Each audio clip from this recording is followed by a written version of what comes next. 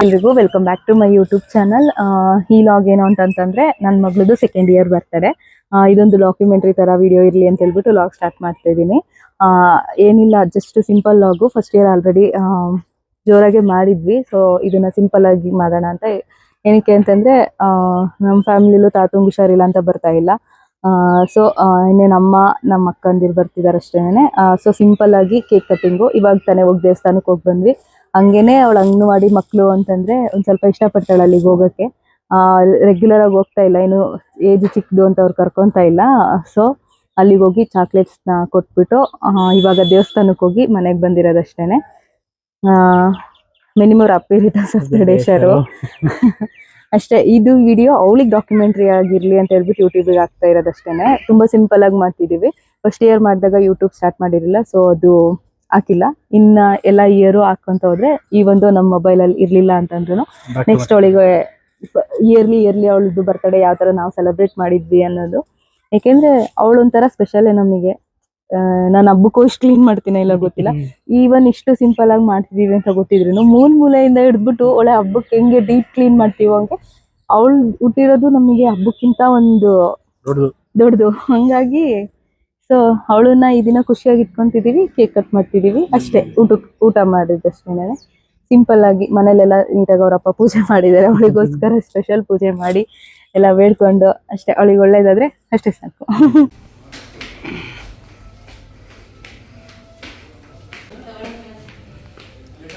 ಇನ್ನ ಈ ವರ್ಷದ ಶರ್ವಿಕಂದು ಬರ್ತ್ಡೇ ಶಾಪಿಂಗ್ ಮಾಡಿದ್ದು BSC ಎಕ್ಸ್ಕ್ಲೂಸಿವ್ ಅಲ್ಲಿ. ಇಲ್ಲಿ ಮಕ್ಳಿಗೆ ತುಂಬಾ ಚೆನ್ನಾಗಿ ಬಟ್ಟೆಗಳು ಸಿಗುತ್ತೆ. ಇನ್ನ ಬರ್ತ್ಡೇ ನೆಕ್ಸ್ಟ್ ವೀಕ್ ಇದೆ ಅನ್ನುವಾಗ ಹಿಂದಿನ ವೀಕ್ ನಾನು ಊರಿಗೆ ಹೋಗಿದ್ದೆ. ಸೊ BSC ಆಲ್ಮೋಸ್ಟ್ ನಾನು ಇವಳಿ ಹುಟ್ಟಾಗಿಂದನು ಒಂದು 90% ಅಲ್ಲೇನೆ ನಾನು ಶಾಪಿಂಗ್ ಮಾಡಿರೋದು ಕೂಡ. ವೆರೈಟೀಸು ಆಮೇಲೆ ಕಂಫರ್ಟಬಲ್ ಆಗಿ ಬಟ್ಟೆ ಸಿಗುತ್ತೆ. ಹಂಗಾಗಿ ಇಲ್ಲೇ ಶಾಪಿಂಗ್ ಮಾಡ್ಕೊಂಡು ಹೋಗೋಣ ಅಂತ ಬಂದ್ವಿ. ನೋಡಿ ನನ್ನ ಮಗಳು ಹೆಂಗೆ ಶಾಪಿಂಗ್ ಮಾಡ್ತಾಳೆ ಅಂತ. ಸೊ ಒಂದಿಷ್ಟು ಫೈನಲೈಸ್ ಮಾಡಿ ಅದನ್ನ ಟ್ರಯಲ್ ಮಾಡ್ಕೊಂಡು ಇಬ್ರು ಅಮ್ಮ ಮಗಳು ಬರ್ತಾ ಇದ್ದೀವಿ. ಇಷ್ಟೇ. ಅಲ್ಲಿ ಶಾಪಿಂಗ್ ಮುಗಿಸ್ಕೊಂಡು ವಾಪಸ್ ತುಮಕೂರಿಗೆ ಬಂದ್ವಿ. ಅಲ್ಲಿಂದ ಶಾಪಿಂಗ್ ಆದ್ಮೇಲೆ ಸ್ವಲ್ಪ ಟಾಯ್ಸ್ ಪರ್ಚೇಸ್ ಮಾಡೋದಿತ್ತು. ಅವಳು ಕೆಲವೊಂದು ಬೇಡಿಕೆಗಳಿತ್ತು. ಸೊ ಅಲ್ಲೂ ಏನಾದ್ರು ಸಿಗ್ಬೋದೇನೋ ಅಂತ ಹೋದ್ರೆ ಅವಳು ಕೇಳಿದ್ದು ಎರಡನ್ನೂ ಅಲ್ಲೇ ಸಿಕ್ತು. ಒಂದು ಟ್ರ್ಯಾಕ್ಟರು ಮತ್ತೆ ಆನೆನ ಕನ್ವರ್ಸ್ತಾ ಇದ್ಲು. ಸೊ ದೊಡ್ಡದು ಸಿಗ್ಲಿಲ್ಲ, ಚಿಕ್ಕದೇ ತಗೊಂಡು ಶಾಪಿಂಗ್ ಮುಗಿಸ್ಕೊಂಡು ಬಂದ್ವಿ. ಇನ್ನ back to birthday day. First ನಾವು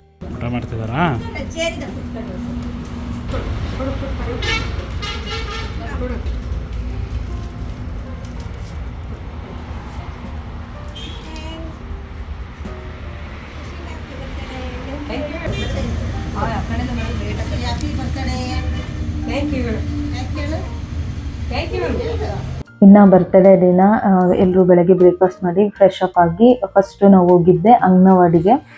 ನನ್ನ ಮಗಳು ಅಂಗನವಾಡಿ ಅಂದರೆ ತುಂಬ ಇಷ್ಟ. ಸೊ ಫಸ್ಟು ಅಲ್ಲಿ ಇರೋ ಮಕ್ಕಳಿಗೆ ಚಾಕ್ಲೇಟ್ಸ್ ಕೊಟ್ಬಿಡೋಣ. ಯಾಕೆಂದರೆ ಆಲ್ಮೋಸ್ಟ್ ಮಧ್ಯಾಹ್ನ ಆಗೋಗ್ಬಿಟ್ಟಿತ್ತು. ಮಧ್ಯಾಹ್ನ ಅವ್ರದ್ದು ಊಟ ಎಲ್ಲ ಆದಮೇಲೆ ಮಲಗಿಸ್ಬಿಡ್ತಾರಲ್ವ ಒಂದು ರೌಂಡು, ಅವಾಗ ಎದ್ದೇಳಿಸಿ ಕೊಡೋಕ್ಕಾಗಲ್ಲ. ಅಲ್ಲೋಗಿ ಕೊಟ್ಟು ಬಂದ್ರೂ ಶರ್ವಿಕಾಗ ಸ್ಯಾಟಿಸ್ಫ್ಯಾಕ್ಷನ್ ಸಿಗಲ್ಲ ಅಂತ ಹೇಳ್ಬಿಟ್ಟು ಫಸ್ಟು ನಾವು ದೇವಸ್ಥಾನಕ್ಕೆ ಹೋಗೋಕ್ಕೂ ಮುಂಚೆ ಮಕ್ಕಳಿಗೆಲ್ಲ ಚಾಕ್ಲೇಟ್ಸ್ ಕೊಟ್ಬಿಡೋಣ ಅಂತ ಹೇಳ್ಬಿಟ್ಟು ಅಲ್ಲಿಗೆ ಬಂದಿದ್ದು. ಅವಳಿಗೆ ಎಷ್ಟಿಷ್ಟ ಅಂತಂದರೆ ಅಂಗನವಾಡಿ ತುಂಬ ಇಷ್ಟ. ಬಟ್ ಅವಳು ಏಜ್ ಚಿಕ್ಕದಾಗಿರೋದ್ರಿಂದ 3 ವರ್ಷದಿಂದ ಅಲೋಡ್ ಅಂತೆ ಅಂಗನವಾಡಿ ಸೇರ್ಸೋಕ್ಕೆ. ಇಷ್ಟು ಚಿಕ್ಕ ಮಗು ಆಗಿರೋದ್ರಿಂದ ಅಂದರೆ ಇಲ್ಲ ಆಗಲ್ಲ, ಒಂದು ಸ್ವಲ್ಪ 2 ವರ್ಷ 8 ತಿಂಗಳಾದರೂ ಆಗಲಿ ಅಂತ ಹೇಳ್ತಾರೆ. ಇವಾಗ ನೋಡಿದಾಗ ಹೋಗ್ತಾಳೆ ಒಳಗೆ, ತುಂಬ ಇಷ್ಟಪಡ್ತಾಳೆ. ಅಲ್ಲಿನ ಮಕ್ಕಳು ಕೂಡ ಪಾಪು ಅಂತ ತುಂಬ ಪ್ಯಾಂಪ್ರಿಂಗ್ ಮಾಡ್ತಾರೆ ಅವಳನ್ನ. ಸೊ ಅದಕ್ಕೆ ನಾನು ಫಸ್ಟು ಇನ್ನೇನು ಸಿಟಿಲಿದ್ರೆ ಗೊತ್ತಲ್ವ, ಅಲ್ಲಿ ಇನ್ನು ಯಾರಿಗೆ ಕೊಡ್ತೀವಿ, ಹಂಗಾಗಿ ಅಂಗನವಾಡಿ ಮಕ್ಕಳು ತುಂಬ ಇವಳು ಅಟ್ಯಾಚ್ ಆಗಿರೋದ್ರಿಂದ ಫಸ್ಟ್ ಅಲ್ಲಿ ಚಾಕ್ಲೇಟ್ಸ್ ಕೊಟ್ಬಿಡೋಣ, ಆಮೇಲೆ ದೇವಸ್ಥಾನಕ್ಕೆ ಹೋಗೋಣ ಅಂತ ಹೇಳ್ಬಿಟ್ಟು ಎಲ್ಲರೂ ಅಂಗನವಾಡಿಗೆ ಬಂದು ಪ್ರತಿಯೊಬ್ಬರಿಗೂ ಚಾಕ್ಲೇಟ್ಸ್ ಕೊಡ್ತಾ ಇದ್ವಿ. ನನ್ನ ಮಗಳು ಚಾಕ್ಲೇಟ್ಸ್ನ ಯಾರಿಗೂ ಕೊಡೋದೇ ಇಲ್ಲ, ಆದರೆ ಮಕ್ಕಳು ನೋಡಿದರೆ ಮಕ್ಕಳು ಬೇಗ ಹೊಂದ್ಕೊತಾರೆ ಅನ್ನೋದಕ್ಕೆ ಇದೇ ಸಾಕ್ಷಿ. ಎಲ್ರಿಗೂ ಚಾಕ್ಲೇಟ್ಸ್ ಹೇಳ್ದಂಗೆ ಕೊಡ್ತಿದ್ರು, ಅವ್ರು ವಿಶ್ ಮಾಡಿದರೆ ವಾಪಸ್ ಥ್ಯಾಂಕ್ ಯು ಹೇಳ್ತಿದ್ರು. ದೊಡ್ಡವರಿಗೆ ಅವ್ರು ವಿಶ್ ಮಾಡಿದ್ರು ಥ್ಯಾಂಕ್ ಯು ತುಂಬ ಫೋರ್ಸ್ ಮಾಡಿ ಹೇಳಿಸ್ಬೇಕಿತ್ತು. ಬಟ್ ಇಲ್ಲಿ ಪ್ರತಿಯೊಬ್ಬರೂ ಎಷ್ಟು ನೀಟಾಗಿ ಲೈನ್ ಮಾಡ್ಕೊಂಡು ಬಂದು ಇಸ್ಕೊಂಡು ಇದೆ. ಪೇರೆಂಟ್ಸಿಗೂ ಟೀಚರ್ಸ್ ಹತ್ರ ಕಲಿಯೋಕ್ಕೂ ಡಿಫ್ರೆನ್ಸು. ಪೇರೆಂಟ್ಸ್ ಏನೇ ಕಲಿಸ್ಬೋದು, ಬಟ್ ಡಿಸಿಪ್ಲಿನ್ ಜಾಸ್ತಿ ಕಲಿಯೋದು ಒಂದು ಶಾಲೆ ಅಂತ ಸೇರಿದಾಗ್ಲೇ. ಅವ್ರು ಹೆಂಗೆ ಬೇಕೋ ಹಂಗೆ ಬರ್ತಿದ್ರು. ಒಂದು ಟೀಚರು ಲೈನಿಗೆ ಹೋಗಿ ಇಸ್ಕೊಂಡು ವಿಶ್ ಮಾಡಿ ವಾಪಸ್ ಬನ್ನಿ ಅಂದ ತಕ್ಷಣ ಅವರು ಲೈನ್ ಮಾಡ್ಕೊಂಡು ಬಂದು ಇಸ್ಕೊಂಡು ಶರ್ವಿಕಂಗೂ ಖುಷಿ ಆಯಿತು, ನಮಗೂ ಕೂಡ ಖುಷಿ ಆಯಿತು ಕೊಟ್ವಿ ಅಂತ.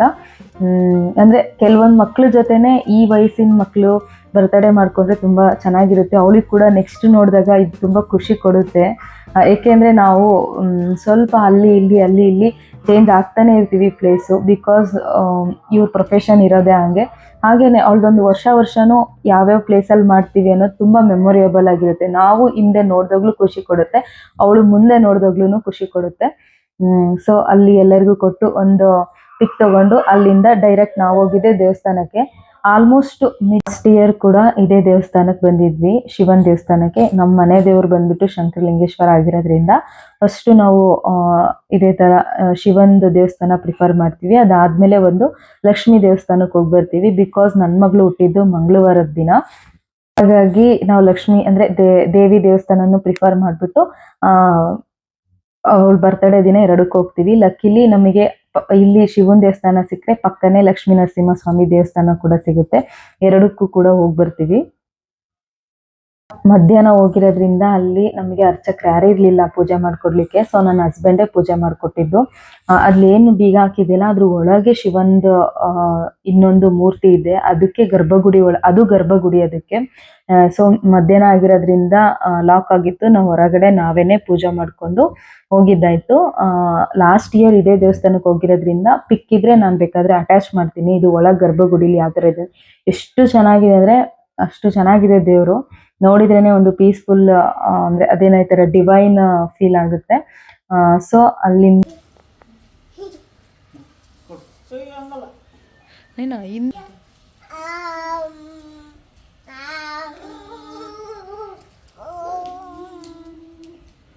ಕೈ ಮುಗಿಯಪ್ಪ, ಕೈ ಮುಗಿ, ಅಡ್ಬೀಳು.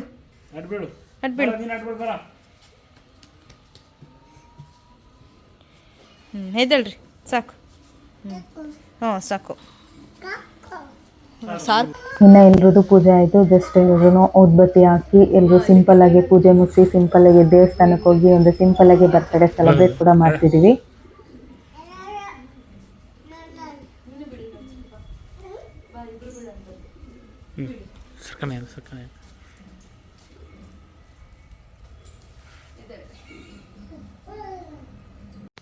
ಕೈ ಮುಗಿರೋ ಬಿಟ್ಟಲ್ಲ.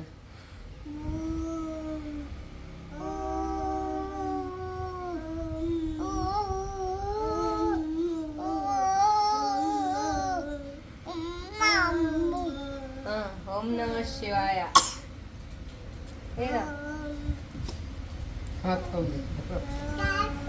ಸಾಕು.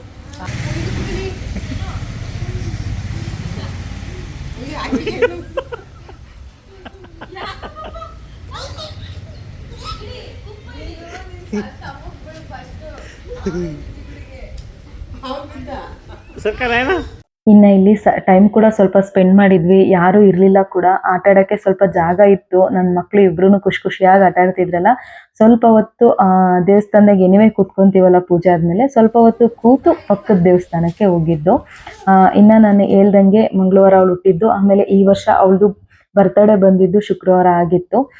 ಸೊ ದೇವಿ ದೇವಸ್ಥಾನಕ್ಕೆ ನಾವು ಪ್ರತಿ ವರ್ಷ ಶುಕ್ರವಾರ ಬರಲಿ ಬಿಡಲಿ ಹೋಗ್ತೀವಿ.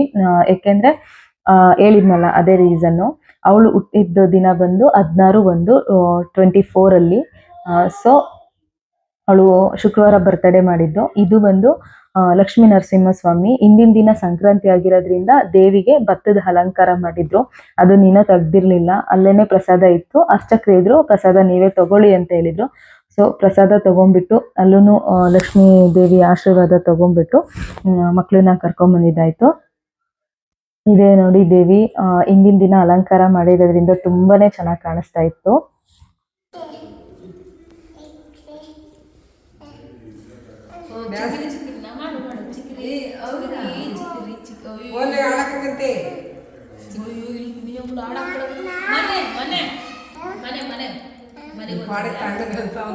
ಇನ್ನ ದೇವಸ್ಥಾನ ಮುಗಿಸ್ಕೊಂಡು ಕೇಕ್ ಆರ್ಡರ್ ಕೊಡೋಕ್ಕೆ ನಾವು ಹೋಗಿದ್ದು ಎಸೆನ್ಸಿಗೆ. ಇದು ನನ್ನ ಬರ್ತ್ಡೇಗೂ ಕೂಡ ಇಲ್ಲೇ ಆರ್ಡರ್ ಮಾಡಿದ್ರು. ತುಂಬಾ ಚೆನ್ನಾಗಿ ಕೇಕ್ನ ರೆಡಿ ಮಾಡಿಕೊಡ್ತಾರೆ. ಅಮ್ಮು ಸಂಜೆ ಕಟ್ ಮಾಡ್ತೀವಿ. ಅದೇಮ್ಮ ಇದೇ ಸಂಜೆ ಕಟ್ ಮಾಡೋದು. ತಿನ್ನಕ್ಕೆ ಬೇಕೇನ? ಯಾವ್ದು ಬೇಕು ಮಗನೇ? ಇದು ತಗೋಣ. ಅದೇ ತಗೋಣ. ಹಾಂ, ಡೆತ್ ಬೈ ಚಾಕ್ಲೇಟ್ ಇದೆ. ಹಾಂ, ಬ್ರೌನಿ ಟವರ್, ಅದು ಬಿಟ್ಟರೆ vanilla chocolate, black current, pineapple. ಏ ಚಿನ್ನಮ್ಮ ಸಂಜೆ ಅದೇ ಕಣು ತಿನ್ನೋದು.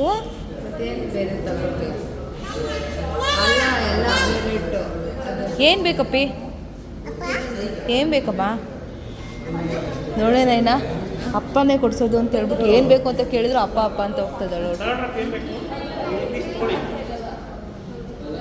ನಿನ್ನ ಮಕ್ಳಿಗೆ ಬೇಕಂತ ನೋಡಪ್ಪ. ಇನ್ನು ಅವರು ಫೋರ್ಸಿಗೆ ಹೇಗೇನು ಅವ್ರಿಗೂ ಕೇಕ್ ತಗೊಳ್ಳೇಬೇಕಾಯ್ತು. ಸಂಜೆ ಕೇಕ್ ತಿನ್ನಿಸ್ತೀವಿ ಬೇಡ ಅಂದ್ರೂ ಮಕ್ಕಳು ಏನು ಮಾಡೋಕ್ಕಾಗಲ್ಲ, ತಗೊಂಡ್ಬಿಟ್ಟು ಅವ್ರಿಗೆ ತಿನ್ನಿಸ್ತಾ ಇದ್ದೀವಿ. ಹಾಯ್ ಹಾಯ್ ಋತು, ಹಾಯ್ ಹಾಯ್ ಮಾಡು. ಫಸ್ಟ್ ಹಾಯ್ ಮಾಡು. ಕೈ ವೇವ್ ಮಾಡು. ಕೈಯಲ್ಲಿ ಮಾಡು. ಹಿಂಗಮ್ಮ. ಇನ್ನ ಇಬ್ಬರಿಗೂ ಕೇಕ್ ತಗೊಂಡು ತಿನ್ಸ್ಕೊಂಡು ಅಲ್ಲಿಂದ ಮನೆಗೆ ಹೋಗಿ ಎಲ್ಲರೂ ಬಂದಿದ್ರು. ನೋಡ್ರಪ್ಪ, ಯೂಟ್ಯೂಬ್ನಾಗ ಬರ್ತೀರ ಮತ್ತೆ ಆಮೇಲೆ ಬೈಕೆ ಬಿಡ್ರಿ ನಮ್ಮ.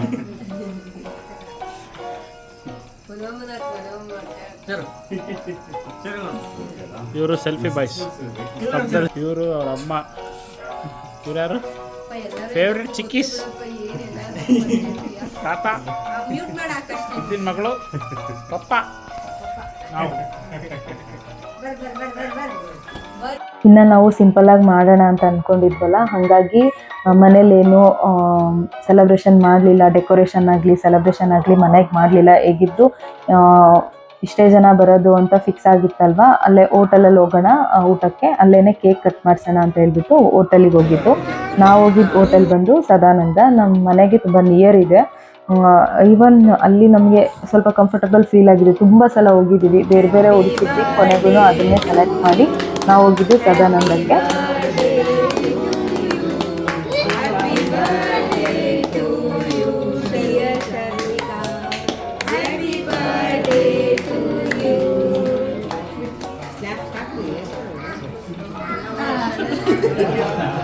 ಇನ್ನು ಲಾಸ್ಟ್ ಇಯರ್ ಅಂತೂ ನನ್ನ ಮಗಳು ಎವ್ವಿ ಕಿರಿಕಿರಿ ಮಾಡೋಗ್ಬಿಟ್ಟಿದ್ಲು. ಈ ವರ್ಷ ತುಂಬ ಚೆನ್ನಾಗಿದ್ಲು, ಹಂಗಾಗಿ ನಮಗೂ ತುಂಬಾ ಖುಷಿ ಆಯಿತು. ಇನ್ನು ಕೇಕ್ ಕಟ್ ಮಾಡಿ ಎಲ್ರಿಗೂ ಕೇಕ್ ತಿನ್ನಿಸಿದ್ದು. ಒಂದು ಹೇಳ್ಬೇಕು ಅಂತಂದರೆ, ಕೆಲವರು ಬೆರಳು ಎಣಿಕೆಯಷ್ಟು ಜನ ಇದೆಲ್ಲ ನಾವು ಸೆಲೆಬ್ರೇಟ್ ಮಾಡಲ್ಲ, ಇದೆಲ್ಲ ಸೆಲೆಬ್ರೇಟ್ ಮಾಡಲೇಬೇಕಾ ಮಕ್ಕಳಲ್ಲಿ, ನಾವು ಹಿಂದೆನೂ ಕಟ್ ಮಾಡಿಸಿಲ್ಲ ಈಗ ಕಟ್ ಮಾಡಿಸ್ಬೇಕಾ ಅನ್ನೋ ಮನೋಭಾವನೆ ಇರುತ್ತೆ. ನಾವು ಹಿಂದೆ ಕಟ್ ಮಾಡಿಸಿಲ್ಲ, ಬಟ್ ನನ್ನ ಮಕ್ಕಳು ಕೂಡ ಅದೇ ಥರ ಮೈಂಡ್ಸೆಟ್ಟಲ್ಲಿ ಇರಲ್ಲ. ಈಗಿನ ಜನ್ರೇಷನಲ್ಲಿ ಅವರು ಸ್ಕೂಲಿಗೆ ಹೋಗ್ತಿರ್ತಾರಲ್ವ, ಅವಾಗ ಹೇಳ್ತಿರ್ತಾರೆ ನಂದು ಆ ಥರ ಸೆಲೆಬ್ರೇಟ್ ಮಾಡಿದರು, ನಂದು ಈ ಥರ ಸೆಲೆಬ್ರೇಟ್ ಮಾಡಿದರು ಅಂತ.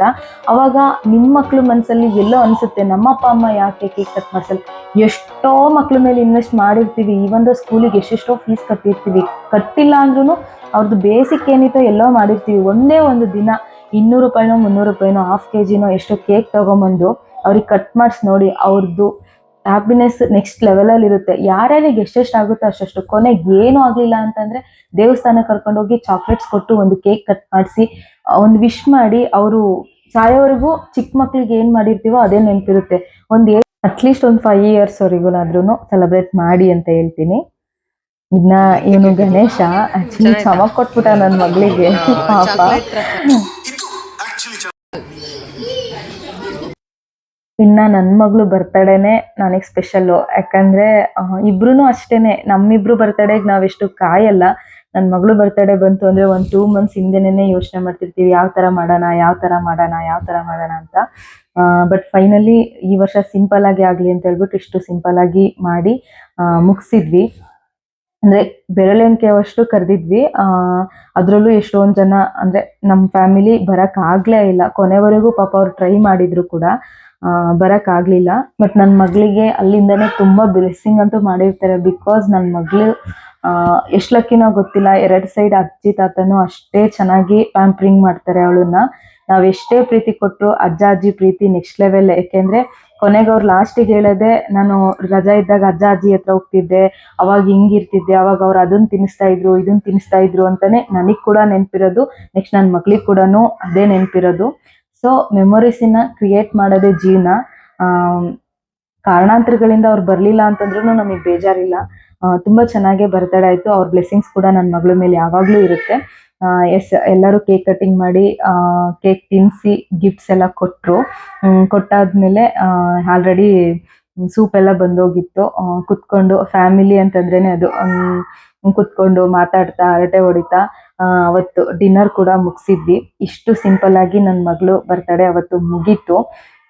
ಯಾರೆಲ್ಲ ಇವತ್ತಿನ ದಿನ ನನ್ನ ಮಗಳು ಬರ್ತಡೇ ಮಾಡ್ಕೊಂಡಿದ್ದೀರಾ, I wish you happy birthday. And ನನ್ನ ಮಗಳಿಗೂ ಕೂಡ many more happy returns of the day Sharvika. God bless you. ತುಂಬಾ ಚೆನ್ನಾಗಿ ಹಿಂಗೆ ನಗ್ನಗ್ತಾ 100 ಕಾಲ ಬಾಳು. ಇನ್ನ ಶರ್ವಿಕಾಗೆ ಯಾವ್ಯಾವ ಬರ್ತಡೇ ಗಿಫ್ಟ್ಸ್ ಬಂದ್ವು ಅಂತ ಒಂದು ಪಿಕ್ಕಾಗಿ ತೋರಿಸ್ಬಿಡೋಣ ಅಂತ. ಯಾಕೆಂದ್ರೆ ಲಾಸ್ಟ್ ಇಯರೇ ಫುಲ್ಲು ಏನಂದು ಗ್ರ್ಯಾಂಡ್ ಆಗಿ ಮಾಡಿದ್ವಿ ಪಾರ್ಟಿಯಲ್ಲಿ. ಅವಾಗ ತುಂಬಾ ಗಿಫ್ಟ್ಸ್ ಬಂದಿದ್ವು. ಈಗ ಸಿಂಪಲ್ ಆಗಿ ಫ್ಯಾಮಿಲಿ ಅಷ್ಟೇನೆ ಮಾಡಿರೋದ್ರಿಂದ ಸ್ವಲ್ಪ ಗಿಫ್ಟ್ ಬಂದಿರೋದು, ಅದನ್ನೇ ತೋರ್ಸೋಣ ಅಂತೇಳಿ. ಇದು ಬಂದು ಕೆಳಗೆ ಓನರ್ ಆಂಟಿ ಕೊಟ್ಟಿರೋ ಗಿಫ್ಟು. ಇದು ಮನು ಕೊಟ್ಟಿರೋ ಗಿಫ್ಟ್. Wow wow wow. ಇದಕ್ಕೆ ಹಿಂಗ್ ಚಾರ್ಜರ್ ಬಂದಿರುತ್ತೆ. ಇನ್ನ ಕೆಳಗೆ ಇಲ್ಲೋಡು ಮೈಕ್ ಐತೆ, ಮೈಕು ಕನೆಕ್ಟ್ ಮಾಡೋದಿಲ್ಲಿ ಎಲ್ರಿ, ಹಿಂಗ್ ಕನೆಕ್ಟ್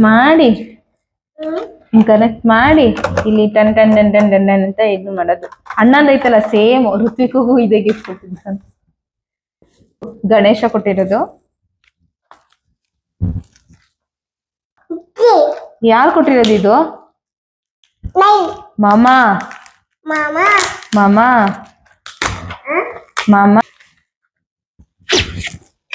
ಎಲೆಕ್ಟ್ರಾನಿಕ್ ಸ್ಲೇಟರು, ಎಲೆಕ್ಟ್ರಾನಿಕ್ ಸ್ಲೇಟ್. ಬರೀತೀನಿ ಅಂತ ಹೇಳ್ತೀಯಲ್ಲ, ಯಾವ ತರ ಈ ತರನಾ? ಇಲ್ಲ, ಸೇಮೇ ತೋರಿಸಿದಾರೆ. ಇಲ್ಲೇನು ಇಲ್ಲೋಡಪಿ, ಆಫ್ ಮಾಡಿದ್ರೆ ಏನು ಬರಲ್ಲ. ಮತ್ತೀಗ ಅಳಿಸ್ತು, ಇದನ್ನ ಬಟನ್ ಒತ್ತಿದ್ರೆ ಅವಳು ಬರ್ದದ್ದೆಲ್ಲ ಅಳಿಸ್ತು. ಇವಾಗ ಬರೀ ಶರು, ಈಗ ಬರೀ ನೋಡು. ಈಗ ಮತ್ತೆ ಹಿಂಗ ನಿಮಿಷ ಹಿಂಗ್ ಕೊಡು ತೋರಿಸ್ತೀನಿ. ಈಗ ಬರೀತಾ ಇದ್ದಾಳ, ಈಗ ಬರ್ದಾಳ. ತೋರ್ಸ ಅಲ್ಲಿ, ಅಪ್ಪಂಗ್ ತೋರ್ಸು. ಈಗ ಬರ್ದಾಳ.